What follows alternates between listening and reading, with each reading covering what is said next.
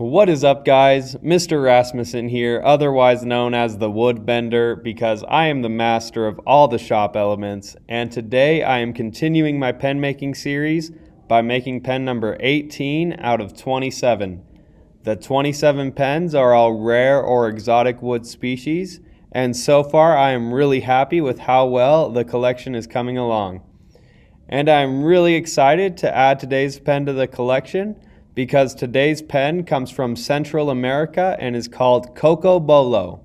Cocobolo is mostly found in Mexico, Nicaragua, and Guatemala, and is sometimes called Nicaraguan rosewood.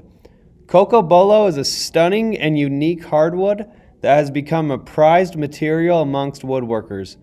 Chances are that you've seen this wood in many artisan products such as jewelry, executive pens, bowls, furniture, and even guitars. So just like the other episodes in my pen making series, I will be rating this wood based off of 3 categories, and then I'll be giving the pen an R score. The R score is where I rank it as my favorite pen within my collection, and the 3 categories are price, workability, and aesthetics. So starting out with price, Cocobolo is quite expensive. Because of the wood's natural beauty, the trees have been heavily exploited and have become rare outside of national parks, reserves, and plantations. You can expect to pay $45 to $50 per board foot of Cocobolo. For price, I give Cocobolo a 3 out of 10. Moving on to workability, this piece was medium difficulty for me.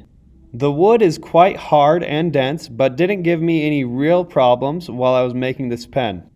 Something I found out though is that sanding and machining the wood produces a fine dust that can cause dermatitis or a poison ivy-like rash.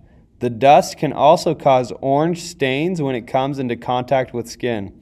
I just thought it looked like Cheeto dust to me. So for workability, I give Cocobolo a 6 out of 10. Wrapping it up with aesthetics, I was really hoping that this piece would stay mostly red, but after I began shaping on the lathe, I ended up running into a lot of the white or orange sapwood, and I'm left with a really multicolored pen. The aesthetics of it isn't bad, it was just unexpected for me. So for aesthetics, I give Cocobolo a 7.7 out of 10. And now for the R score. As of the making of this video, I have 17 other pens in my collection, and I will be giving Cocobolo the number 9 spot in the collection, ahead of Sapili and after Yellow Heart. So with that, this episode is complete. Thanks for sticking around till the end of the video.